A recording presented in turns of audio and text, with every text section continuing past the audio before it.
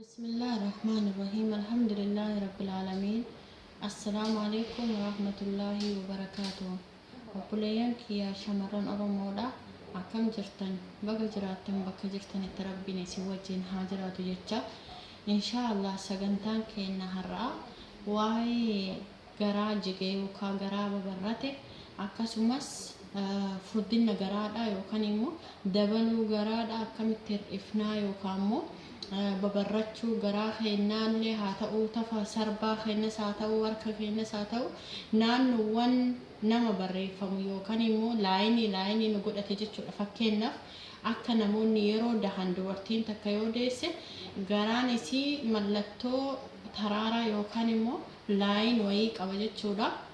Kana akkamitti balleessuu dandeenya? Borcii akkamitti ofirraa balleessinaa? Akkasumas immoo garaa jige borciin suni yeroo namni hir'atu ni jigaa garaa jige kana akkamitti balleessuu dandeenya ka jedhu yookaan akka orijinaalatti deebisuu dandeenya ka jedhu irratti irraa xiyyeeffata jechuudha. Barakallahu fiikum. Furmaan isaa wantoota muraasa waanuma naannoo keenyatti argamu irra caalan waanuma mana keenya keessatti argamu jechuudha.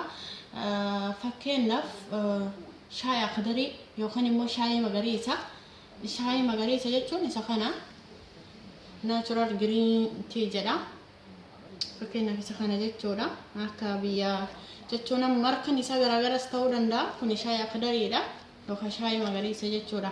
Shaayii magariisa yeroo mara garaa qullaatti ganama ni dhuyina. Namoonni ispoortii hojjechuu dandeessan ispoortii yoo hojjetan shaayiin akdariin kun yookaan shaayiin magariisnis ni hir'isa. Ispoortii soo hojjenne ispoortiin nurraa balleessaa jechuudha. Ispoortiin nuti hojjennu ispoortii ma argine osoo hin taane ka garaa feennaa jechuudha. Ispoortiin hundi isaatu mataa ofii danda'e qaba jechuu. Fakkeenyaaf ispoortii diiskiidhaaf hojjetamu, ispoortii hir'ina hir'isuudhaaf hojjetamuu fi ispoortii qaama jabina qaamatiif akkaataan ittiin hojjetamu tokko miti jechuudha. Kanaaf shaayii akdarii kana bitattanii fayyadamuu dandeessu jechuudha. Barakallahu fiikum. Inni biraa kammoon jedhama afaan arabaatiin, garuu afaan oromootiin wallaalus namni kana arge ka beeku naa ibsuu hin danda'a. Dhiifama wajjin dagadheetiin jira jechuudha maqaa isaa. Inni kun baay'ee filatamaadha hunda caalaa jechuudha. Nyaata keessatti yeroo baay'ee ni tolcha nyaata keenya. Ittoo hojjetamu kam keessa iyyuu hin dhabamu jechuudha. Kammooniin akkuma biyya keenyas ta'e biyyoota alaatitti illee kana sirriitti fayyadamuudha. Akkamitti shaayii akka shaayiitti danfisne bishaan isaa jala calallee dhuguudha jechuudha.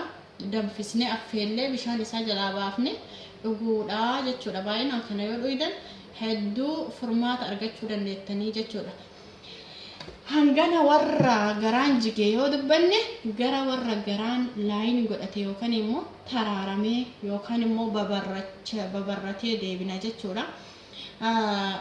Garaa babarratee balleessuuf wantoonni barbaachisan waan mana keessa jiru keessa tokkoffaa killee jechuun killeen bifa lama qaba garaa keessatti, bifa keelloo fi adii qaba.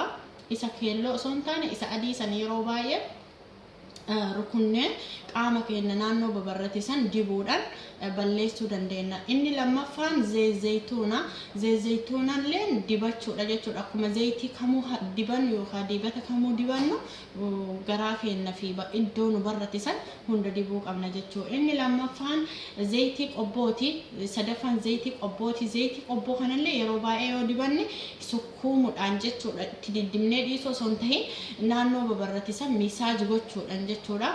Nurraa badaa jechuudha. Inni afuraffaan zayitii coconut oil jedhamu. Zayitii qobbootis singarsiisuun qaba. Amma akka qodaan isaa kun kana bira jiru jechuudha.